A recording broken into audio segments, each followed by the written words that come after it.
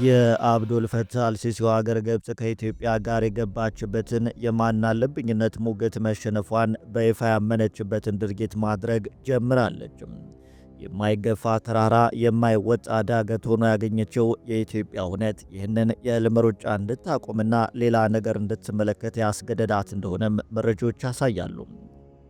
ግብጽ በአባይ ጉዳይ መሸነፏ ካልቀረ አባይን የሚተካ ቴክኖሎጂ ላይ ሙከራ እያደረገች እንደሆነ የግብጽ ሚዲያዎች በስፋት እየዘገቡት ይገኛሉ።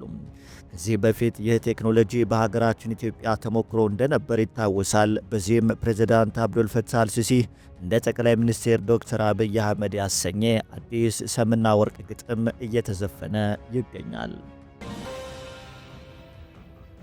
ከዚሁ ጋር ተያይዞ የአሜሪካው ፕሬዝዳንት ዶናልድ ትራምፕ እያደረጉት ባለው የአረቡ የዓለም ጉብኝት ጉዞ የአብዱል ፈታህ አልሲሲው አገር ግብጽ መዘንጋቷ ግብፃውያንን አበሳጭቷል። ከዚህ በፊት በመካከለኛው ምስራቅ ከእስራኤል ቀጥሎ በአሜሪካ ዘንድ ተሰሚነት የነበራት ግብጽ አሁን ላይ ግን ነገሩ እንደተቀየረና ግብፅን ሐሳብ ውስጥ የከተተ ጉዳይም ሆኗል። ታዲያ እንደ ምክንያትነት የተጠቀሰው ደግሞ ኢትዮጵያ የመርከብ ጸር የሆነውን የየመኑን አማጺ ኃይል ሁቲን ለማጥፋት በቀይ ባህር ዙሪያ ማንዣበብና መልህቋን መጣል እንዳለባት አሜሪካ እንደምታምን ከተሰማ በኋላ ነው። እስራኤል ከሰሞኑ የኢትዮጵያን ወደ ቀይ ባህር የመመለስ አስፈላጊነትን ለማስረዳት ሀገሪቱ በታዋቂው ጋዜጣዋ ማዕሪብ በኩል ይፋ አድርጋለች። የኢትዮጵያ ባህር ኃይል ወደ ቀይ ባህር መክተሙ ሽብርተኝነትን ለመዋጋት ሁነኛ መንገድ እንደሆነ ሲገልጽ፣ እስራኤልም በአፍሪካ የጨዋታውን ሕግ እየቀየረች ነው በሚል ርዕስ በዕብራይስጥ ጽፎም አስነብቧል። ኢትዮጵያ ወደ ቀይ ባህር እንድትመለስ ሶስት ሀገራት ማለትም አሜሪካ፣ እስራኤልና የተባበሩት አረብ ኤምሬቶች ድጋፍ እየሰጡ እንደሆነም ተመላክቷል። በዚህም ግብጽ በተሸናፊነት መዝገብ ውስጥ መገኘቷ እርግጥ እየሆነ መምጣቱን ይኸው ግዙፍ የእስራኤል ጋዜጣ ማዕሪብ በትሙ አስነብቧል። ወደ ተመልካቾቻችን እንደምን አላችሁ? የሁሌም መጀመሪያው ለእናንተ የሚለው አቦል ዴይሊ ነው። እስከ ፕሮግራማችን ፍጻሜ ድረስ አብራችሁን እንድትዘልቁ እየጋበዝን ወደ መረጃው እናሳልፋችሁ። ከሰሞኑ በአረብ ሚዲያዎች እየተዘፈነ የሚገኘው ዘፈን ፕሬዝዳንት አብዱል ፈታህ አልሲሲ እንደ ጠቅላይ ሚኒስትር ዶክተር አብይ አህመድ የተሰኘን መጠሪያ ተሰጥቶታል። ታዲያ ይህ እንደምንድን ነው ቢሉ ግብጽ በአባይ ግድብ ላይ ተሸንፋ እጇን ለማንሳት የተጠቀመችበት ሁኔታ ደግሞ ግርምታን የፈጠረ ነበር። ነገሩ እንዲህ ነው። በግብጽ የእርሻ መሬቶች ላይ አባይን የሚተካ የደመና ዝናብ በቴክኖሎጂ መልኩ ማምረት መቻል መሞከርን መለማመድ እንዳለባት ማውቋም በእውነት ሜዳ ተፋልሞ ውሸት ማሸነፍ እንደማይችል ዋና ማሳያ ሆናም አርፈዋለች። ታዲያ ይህንን ሁነት በጠቅላይ ሚኒስትር ዶክተር አብይ አህመድ በኢትዮጵያ የአርቲፊሻል ደመና ዝናብን ተግባራዊ ለማድረግ ከዚህ በፊት ጥረቶች እንደነበሩም ይታወሳል። አብዱል ፈታህ አልሲሲ ከአሜሪካ ጋር ያላቸው ወዳጅነት ጥላ እያጠላበት እንደሆነ የታየበት የፕሬዝዳንቱ የመካከለኛው ምስራቅ ጉዞ ግብፅን ገሸሽ ያደረገ መሆኑ ተመላክቷል። ከአሜሪካ ጋር የነበራቸው ወዳጅነት እንዲህ ይሆናል ተብሎ ያልተገመተ እንደነበርም ይታወቃል። ነገር ግን ግብፅ አሜሪካ ከሁቲዎች አማጽያን ጋር የምታደርገውን ለአስጨራሽ ተልዕኮ በቅንነት የማትመለከተው መሆኑና ጆሮ መስጠት ማቆሟ አሜሪካን ያበሳጭ ይመስላል። ታዲያ በዚህ በቀይ ባህር አዳራሽ አንድ የግድ መገኛት የለበት ሀገር እንዳለችም ይታመናል። እርሷም ታላቁ ሀገር ኢትዮጵያ ነች። ሁቲ እንዲሁም ሌሎች አማጺ ኃይሎችን መመከትና በቀይ ባህር በሚንሳፈፉ መርከቦች ላይ የተንሰራፈውን ጥቃት ትመክታለች ተብሎም በአሜሪካ ብሎም በምዕራባውያን እምነት እንደተጣለባትም ተገልጿል። የእስራኤሉ ግዙፍ ጋዜጣ ማዕሪብ በእትሙ ላይ ይዞት የወጣው መረጃ እንደሚያመለክተው ከሆነ ኢትዮጵያ በቀይ ባህር የባህር ኃይል መገንባት አስፈላጊነቱን አጽንኦት ሰጥቶበታል። የኢትዮጵያ ባህር ኃይል ወደ ቀይ ባህር መክተሙ ሽብርተኝነትን ለመዋጋት ሁነኛ መንገድ እንደሆነ ሲገልጽ፣ እስራኤልም በአፍሪካ የጨዋታውን ሕግ እየቀየረች ነው በሚል ርዕስ በዕብራይስጥም ጽፎ አስነብቧል። ኢትዮጵያ ወደ ቀይ ባህር እንድትመለስ ሶስት ሀገራት ማለትም አሜሪካ፣ እስራኤልና የተባበሩት አረብ ኤምሬቶች ድጋፍ እየሰጡ እንደሆነም ተመላክቷል። በዚህም ግብጽ በተሸናፊነት መዝገብ ውስጥ መገኘቷ እርግጥ እየሆነ መምጣቱን ይኸው ግዙፍ የእስራኤል ጋዜጣ ማዕሪብ በእትሙም አስነብበዋል።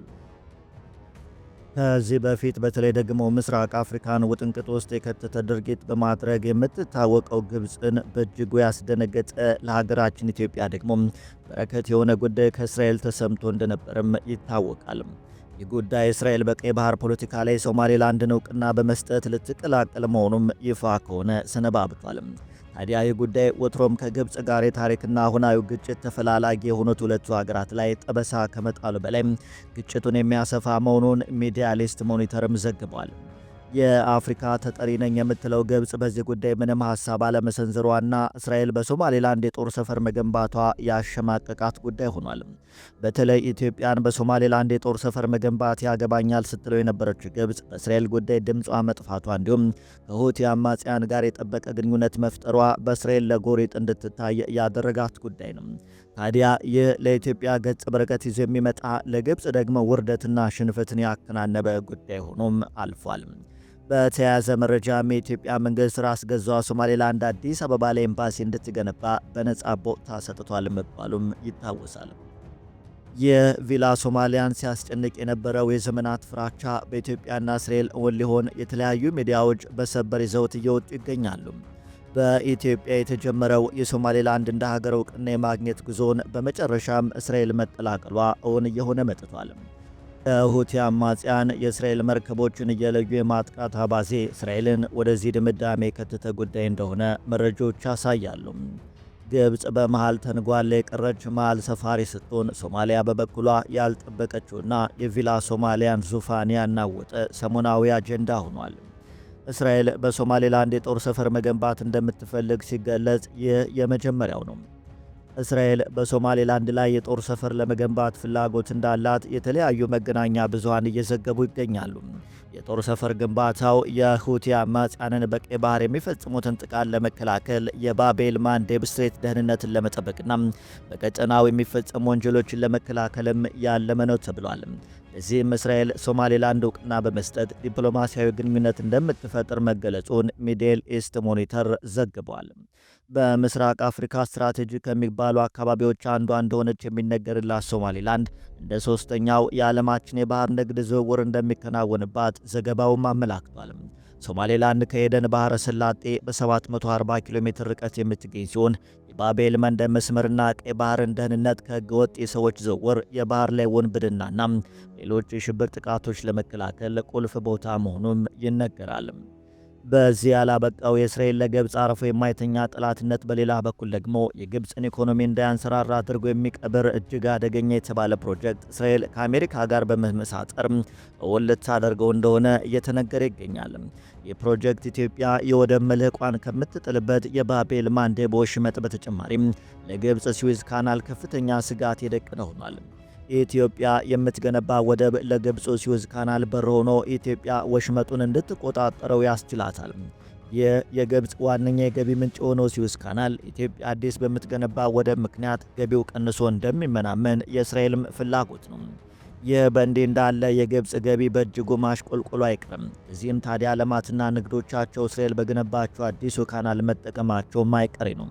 ይህም ሁኔታ እስራኤልን ተጠቃሚ የሚያደርግና ይህ እንዲሳካ ጥረት የምታደርገው እስራኤል ደግሞ ይህ እንዲሆን የግድ የኢትዮጵያ የባህር ኃይል ሶማሌላንድ ባቤል ማንዴብ መሰረቱን መጣል አለበትም። ይህ ደግሞ ኢትዮጵያና እስራኤል በግብፅ ላይ ዳግም አሸናፊዎች ያደርጋቸዋል። እስራኤል በጋዛ ያሉ በሚሊዮን የሚቆጠሩ ፍልስጤማውያንን ወደ ግብፅ እንዲወጡም ትፈልጋለች። ይህ እንዲሆንም ጋዛን እስከ መጨረሻው ድረስ ለማፈራረስ ቆርጣ እያወደመቻት ትገኛለች። እስራኤል ፍልስጤማውያንን ከጋዛ ለቀው ወደ ግብፅ እንዲወጡ የምትፈልግበት አንድ ሚስጥር አለ። የሚስጥር ፕሮጀክት ነው። ፕሮጀክቱ ቤን ጉሪን በመባልም ይጠራል። የሜዲትራኒያን ባህር በጋዛ በኩል ቀጥታ በማሳለፍና ከህንድ ውቅያኖስና ቀይ ባህር ጋር በማገናኘት የግብፁን ስዊዝ ካናል ሙሉ ለሙሉ ከጥቅም ውጭም የሚያደርግ ነው ተብሎለታል። ወደ ተመልካቾቻችን የዛሬውን ፕሮግራም በዚህ ቋጨን። መልካም ጊዜ። ሰላም ለሀገራችን።